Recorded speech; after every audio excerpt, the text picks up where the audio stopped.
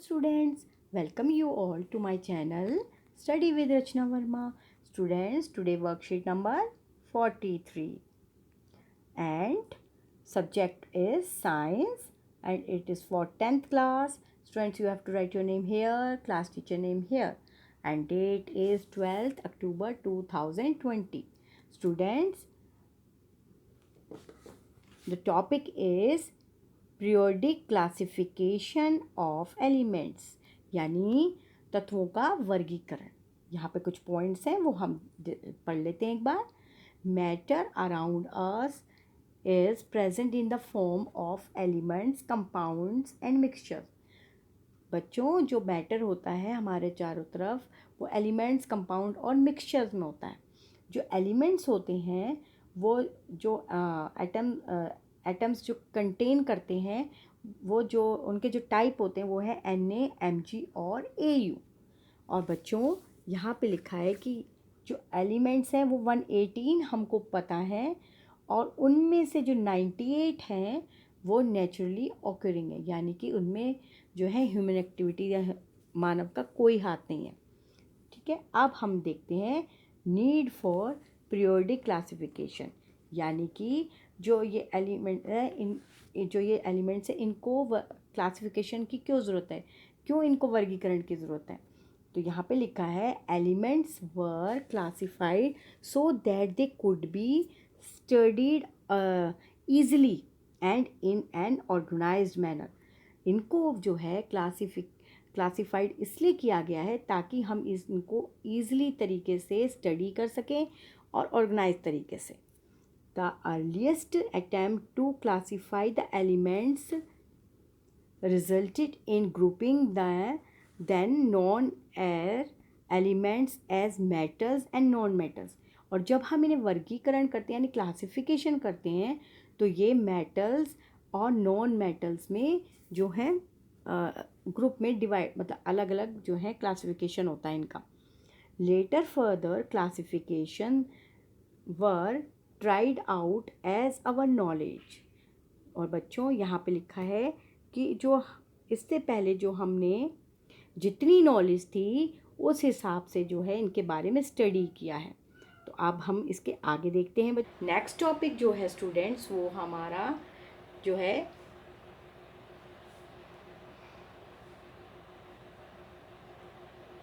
डॉबिनियर trades.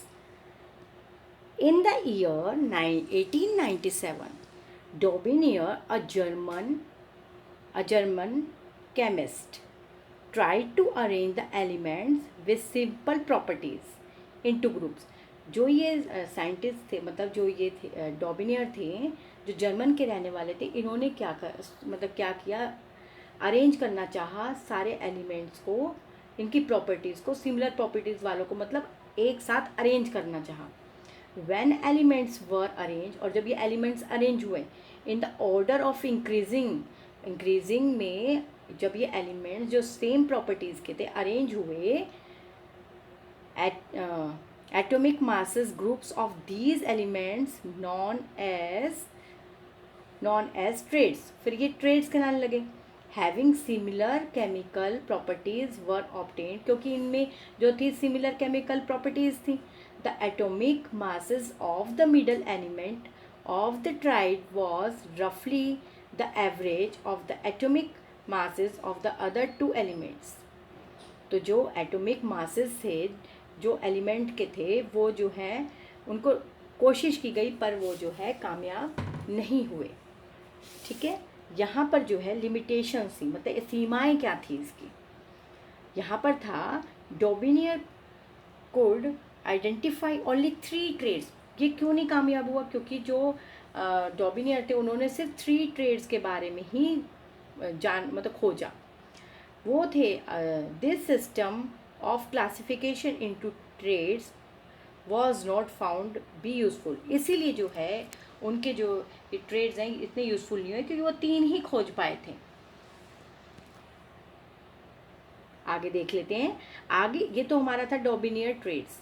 यहाँ पे है न्यूलैंड्स लॉ ऑफ ऑक्टेव्स। ये न्यूलैंड्स का जो अष्टक सिद्धांत कहलाता है हिंदी में। तो Newlands arrange them non elements in the order of increasing atomic masses are found that the properties of every eighth element is similar to that of the first element. तो उन्होंने क्या करा, जो ये थे आपके न्यूलैंड्स के जो थे ऑक्टेव थे, उन्होंने जो ये सिद्धांत बनाया उसमें ये था कि जो एलिमेंट्स उन्होंने अरेंज किए, उन्होंने पाया जो एट्थ एलिमेंट है वो बिल्कुल सिमिलर है फर्स्ट एलिमेंट के. ही compound this to the octaves found in music. और आपको जो ये इनका जो ऑक्टेव्स ये अष्टक जो है वो आपको म्यूज़िक में मिलेगा. तो ये क्वेश्चन जो बच्चों बहुत बार पूछा जाता है कि न्यूलैंड्स का जो ऑक्टेव है वो आपको कहाँ मिलता है, तो आपको ये मिलता है म्यूज़िक में. क्यों? क्योंकि जो उनका एट्थ एलिमेंट है उन्होंने ये देखा कि वो जो है फर्स्ट एलिमेंट के बिल्कुल सिमिलर है. The properties of lithium and sodium were found to be same. तो आप ये देख सकते हैं. अब इनकी भी लिमिटेशन थी. It was applicable up to calcium for higher element only. ठीक है. Properties of new discovered element did not fit into the law of octaves. जो नई डिस्कवर्ड हुई वो लॉ ऑफ ऑक्टेव में बिल्कुल मतलब जो है फिट ही नहीं हुई. To fit elements into this table Newlands put even two elements together in one slot. और टू एलिमेंट्स को क्या करा उन्होंने इसमें फिट करने के लिए एक स्लॉट में डाला. And that too in the column of unlike elements. और वो जो है अनलाइक एलिमेंट्स हो गए हैविंग वेरी डिफरेंट प्रॉपर्टीज़. और उनकी जो प्रॉपर्टीज़ बिल्कुल डिफरेंट हो गई. तो इनकी दोनों की लिमिटेशंस जो है आप अपने आप भी खुद पढ़कर समझ सकते हैं. ठीक है. और ये बहुत इम्पॉर्टेंट है क्योंकि दोनों ही डिफरेंट है. जो डॉबिनियर्स ट्रेड्स हैं वो इसलिए यूज़फुल नहीं है क्योंकि वो 3 ट्रेड्स ही खोज पाए थे.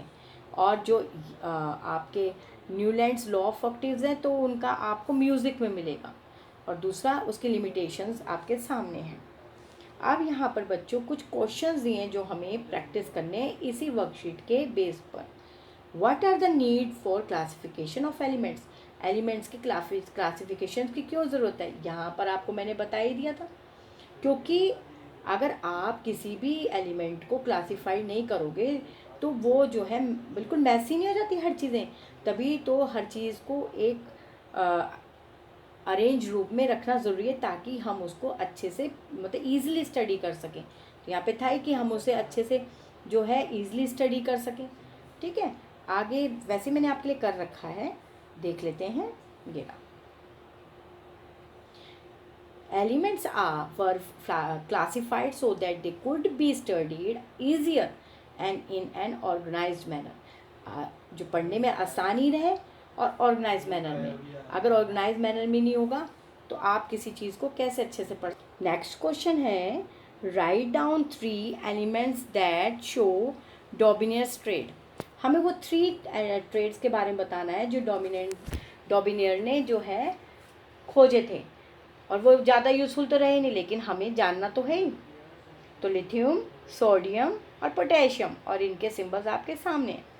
थर्ड क्वेश्चन है Newland divided elements into horizon row of 8 elements each. आपको हॉरिजन और वर्टिकल तो पता ही होंगे है ना. तो चलिए इसका जो आंसर है वो आपका थर्ड जो है वो है false because he divided vertically. जो आप क्या कहते हैं न्यूलैंड के जो डिवीज़न था एलिमेंट्स का वो हॉरिजेंटल नहीं था, वो वर्टिकली था. आगे देखते हैं बच्चों. आपका है fourth. Write down the 2 drawback of Newlands law of octaves. यहाँ पे ड्रॉबैक बताना है जो न्यूलैंड्स ने जो लॉ ऑफ ऑक्टेव्स दिया उसका. ये लिमिटेशन में आपको पता चल जाएगा. तो यहाँ पे देखिए यहाँ लिमिटेशन सही है.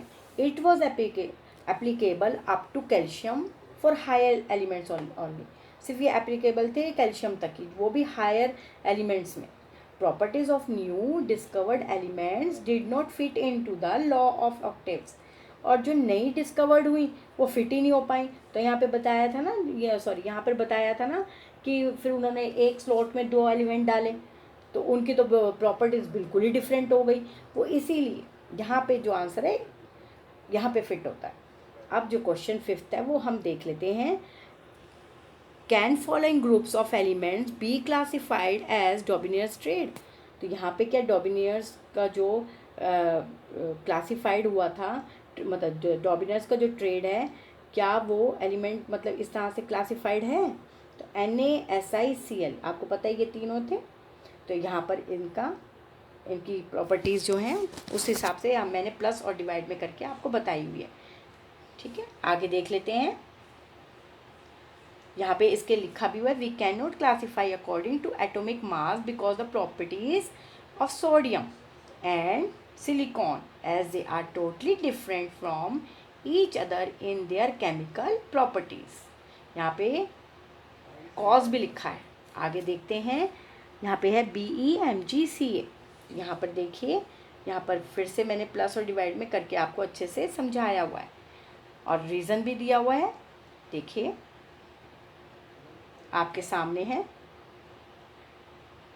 as we can see that the atomic mass is roughly equally to the average of both the atomic mass of elements and also the property of beryllium, magnesium and calcium are similar to each other, so we can group them according to the Dobinier's traits।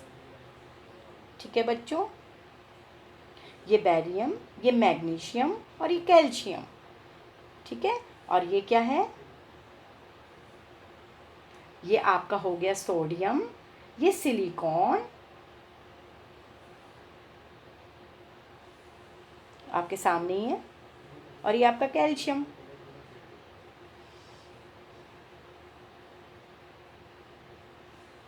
अच्छे से आप इसे और समझिए, ठीक है। हाँ बच्चों, ये मतलब ये आपका हो गया सोडियम, सॉरी एक मिनट, यहाँ पे हो गया आपका सोडियम और ये है आपका सिलिकॉन। चलिए, अब आपने वर्कशीट समझ ली है, फिर से आपने रिवाइज करनी है और इसके क्वेश्चंस को समझकर आपने लिखना है और याद करना है, तभी ये वर्कशीट यूज़फुल है आपके लिए। और प्रीवियस वर्कशीट को भी आप बिल्कुल एक बार रिवाइज कर लीजिए, ठीक है बच्चों। और आपने जो भी पढ़ा है उसको राइट करिए, लिखिए।